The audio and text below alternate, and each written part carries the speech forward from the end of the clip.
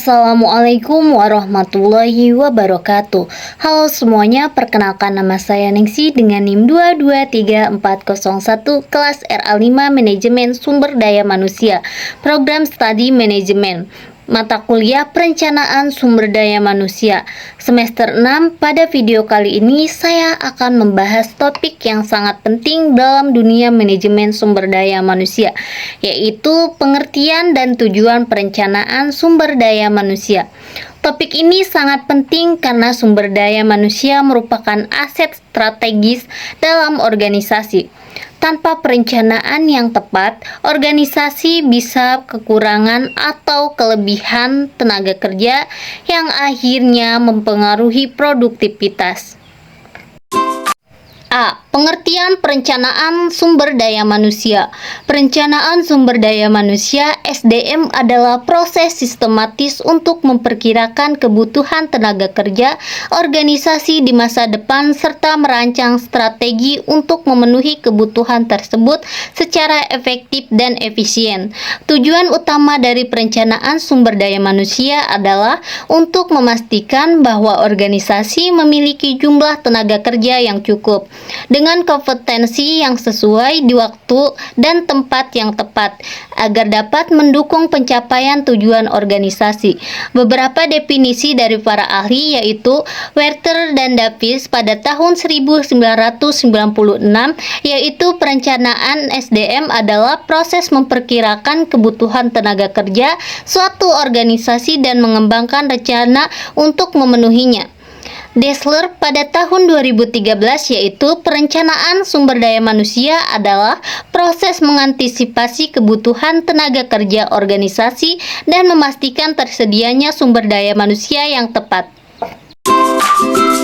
B. Konsep utama perencanaan sumber daya manusia. Konsep utama perencanaan SDM mencakup langkah-langkah penting yang harus dilakukan agar organisasi memiliki tenaga kerja yang sesuai dengan kebutuhan strategisnya. Berikut adalah poin-poin penting. Yang pertama, analisis kebutuhan SDM. Demand forecasting menentukan jumlah dan jenis SDM yang dibutuhkan di masa depan berdasarkan tujuan organisasi, pertumbuhan bisnis, teknologi, dan perubahan pasar. Yang kedua, analisis ketersediaan SDM. Supply analysis menganalisis kondisi sumber daya manusia saat ini di dalam organisasi, yaitu jumlah, keterampilan, pengalaman, usia, potensi, pensiun, dan lain-lain. 3. Identifikasi kesenjangan gap analysis membandingkan antara kebutuhan sumber daya di masa depan dengan kondisi saat ini untuk mengetahui apakah ada kelebihan, kekurangan, atau ketidaksesuaian kompetensi. Yang keempat, penyusunan strategi SDM mengembangkan strategi untuk menutup kesenjangan seperti rekrutmen, pelatihan, promosi, pemindahan, atau restrukturisasi. 5. Evaluasi dan pemantauan melakukan peninjauan berkala terhadap rencana yang dijalankan agar dapat disesuaikan jika terjadi perubahan kondisi internal atau eksternal organisasi.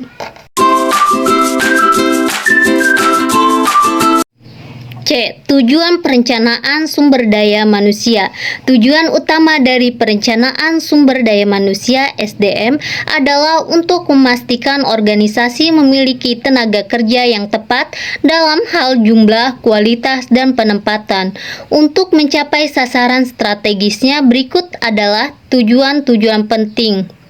Yang pertama, menyediakan sumber daya manusia yang tepat, memastikan organisasi memiliki tenaga kerja yang sesuai dengan kebutuhan dari segi jumlah, keterampilan, dan waktu. Yang kedua, mengantisipasi perubahan. Menghadapi perubahan lingkungan kerja, teknologi, regulasi, dan pasar dengan strategi SDM yang adaptif.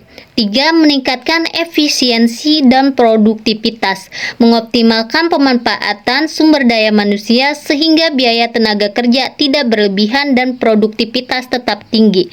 4. Mencegah kekurangan atau kelebihan tenaga kerja, menghindari situasi di mana organisasi kekurangan tenaga kerja yang dapat menghambat operasional atau kelebihan tenaga kerja yang dapat memboroskan biaya. Dan yang kelima, mendukung perencanaan strategis organisasi, menjadikan sumber daya manusia sebagai bagian integral dan pencapaian visi, misi, dan tujuan jangka panjang organisasi. Dan yang keenam, mengidentifikasi kebutuhan, pelatihan, dan pengembangan, membantu organisasi mengetahui area yang perlu ditingkatkan melalui pelatihan agar sumber daya manusia tetap kompetitif.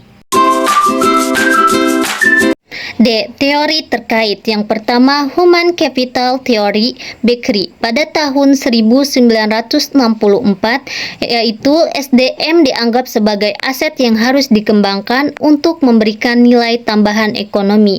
Yang kedua, Strategis Human Resource Management SHRM, perencanaan sumber daya manusia harus selaras dengan visi dan strategi organisasi agar mendukung keunggulan kompetitif. Contoh kasus atau ilustrasi. Kasus perusahaan retail Toko Maju. Toko Maju mengalami peningkatan permintaan pelanggan menjelang akhir tahun, namun manajemen tidak melakukan perencanaan sumber daya manusia yang tepat, sehingga saat puncak permintaan mereka kekurangan staf kasir dan gudang. Akibatnya terjadi penumpukan pesanan, keluhan pelanggan, dan kerugian penjualan. Analisis, hubungkan teori dan contoh kasus. Jika Toko Maju menerapkan perencanaan sumber daya manusia berbasis teori human capital dan SHRM, maka mereka bisa melakukan forecasting kebutuhan tenaga kerja menjelang akhir tahun, menyusun strategi perekrutmen musiman atau pelatihan staf tambahan, menghindari kerugian dan meningkatkan kepuasan pelanggan. Artinya, perencanaan sumber daya manusia bukan hanya soal jumlah orang, tapi juga soal kualitas waktu dan strategi jangka panjang yang mendukung tujuan organisasi. Kesimpulan, perencanaan sumber daya manusia adalah investasi strategis bagi organisasi. Dengan perencanaan yang baik, organisasi dapat memiliki sumber daya manusia yang tepat untuk mendukung keberhasilan jangka panjang. Teori seperti human capital dan SHRM menunjukkan bahwa SDM bukan sekedar biaya, melainkan aset yang perlu dikembangkan dan direncanakan dengan baik. Studi kasus Toko Maju memperjelas bahwa tanpa perencanaan organisasi bisa kehilangan peluang besar. Sumber materi digunakan Werther W.B. dan Daviska pada tahun 1996, Human Resource and Personnel Management, McGraw-Hill. Terima kasih telah menyaksikan video ini. Semoga informasi ini bermanfaat dan dapat menjadi inspirasi dalam meningkatkan kinerja di lingkungan kerja. Wassalamualaikum warahmatullahi wabarakatuh. Sampai jumpa.